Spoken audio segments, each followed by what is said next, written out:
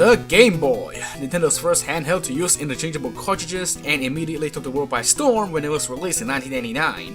It was such a cool concept to people. You can finally take beloved game series like Mario and Zelda on the go. Oh, and also there's this weird new IP called Kirby, but who cares, it may or may not grow big in the future or something. Anyway, the legacy and impact the Game Boy left on the gaming industry should be familiar to many. In fact, the original Game Boy was so successful that its lifespan reached nearly 14 years. Part of the reason why the original Game Boy managed to last for so long could be partly attributed to the release of Pokemon in 1996, which basically became the second coming of the Game Boy, not to mention putting the final nail in the coffin of the Sega Game Gear, but also partly due to the release of minor hardware revisions, beginning the long trend of Nintendo handheld revisions. At least back then they didn't have confusing names like, you know. Anyway, the Game Boy Pocket was released in 1996 and was the last piece of Nintendo hardware designed by legendary designer Gunpei Yokoi after the failure of the Virtual Boy and before he left Nintendo. Like the name suggested, it had a smaller size, which meant it could fit in your pocket more easily, and had a larger and much clearer screen. Gone are the days of spinach green screens with motion blur on par with 2016 memes, and instead we finally have a crisp, black and white screen that is easy to see. But wait, there's more! In 1998, Nintendo of Japan came up with the glorious idea of adding an electroluminescent backlight to the Game Boy Pocket, and voila! The Game Boy Light was born. It was nearly identical to the Game Boy Pocket, except of course, it had a backlight, so kids around the world, I mean Japan, can finally play their Game Boy games under their bed sheets at night. Now, while I say both handhelds are nearly identical, there are a list of differences between each handheld, and they both have their own pros and cons, which is why I'm going to compare them both in this video, and hopefully help determine which version will be more suitable for you, should you find yourself wanting to get a revised original Game Boy. So here we are with the Game Boy Pocket and the Game Boy Light. I actually own both a gold and silver Game Boy Light, which are the only standard colors it was released in Japan.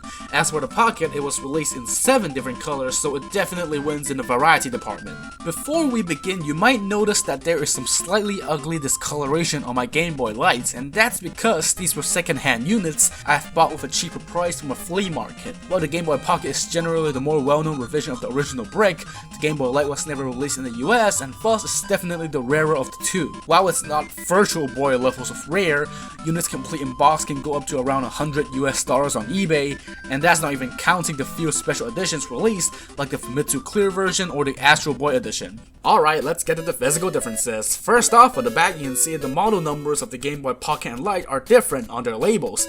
The Pocket has model number MGB001, while the Light has number MGB101, which a similar case will occur of the frontlit and backlit Advanced SP models later on.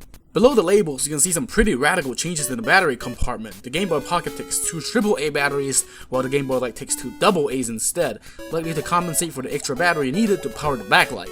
And thus, the battery cover of the Light has this weird groove on it, whereas the back of the Pocket is so smooth.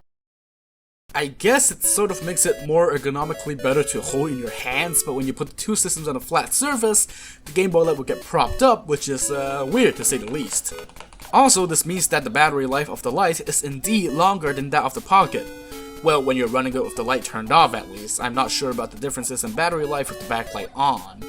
On to the size, the Game Boy Light is slightly taller than the Pocket by around 4mm. It is also slightly wider and thicker according to official specs, but those aren't really noticeable differences. On the front, you can see that the logos are different. Obviously, the power light indicator is slightly altered, and the buttons on the Light have engraved letters on either the button or the system instead of just being printed on the system itself. Other than that though, the buttons handle virtually identically. One weird change to note is that the Nintendo logo is engraved differently on both systems. The external port, volume and contrast sliders, DC input and headphone jack have identical positions, but the power slider on the Light has an additional on-light toggle that turns the backlight on or off after you've powered it on. I can only imagine the pain of someone trying to turn off the backlight while playing, but accidentally turning off the whole system instead. God dang it! And now we finally move on to the elephant in the room, which is the screen. The Pocket and Light share the same screen size and basically the same display if I recall correctly, as the backlight on the Light is actually just an extra layer on top of this display. Both screens look essentially identical, but I've heard that Light units have a bit of sparkling or stuff on the screen due to the added backlight layer, but personally I don't notice it. Also, the backlight on the light is actually pretty darn good. It doesn't put strain on the eyes, even when you're playing in completely dark environments. And of course, even when the backlight setting is off, the screen of the Game Boy Light still looks very clear. Now, which version out of the two would I personally recommend? Well, recommending the Light over the Pocket is definitely a no-brainer, probably.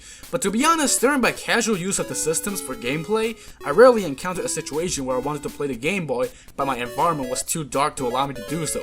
Usually, I'm just fine with using a Game Boy Pocket outdoors, because these things normally require a bright light to work compared to modern displays. Overall, both are great systems, but the Light definitely has an edge over the Pocket with its better battery life and backlit display. But with how much the price of the Light has inflated over the years, especially ones in good condition, I'd say going for a Game Boy Pocket isn't that bad of an idea either. It's still a humongous improvement over the original, so you find yourself craving some retro Game Boy action in the black and white aesthetic instead of pea green. But there is still one disadvantage to owning a Pocket or Light over the original Game Boy though. They're not very efficient as murder weapons.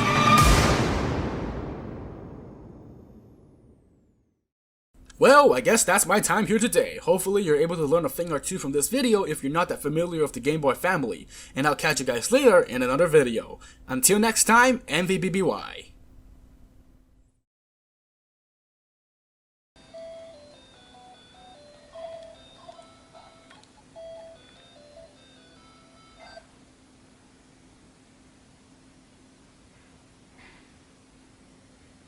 That was not supposed to happen. Oh my god, what?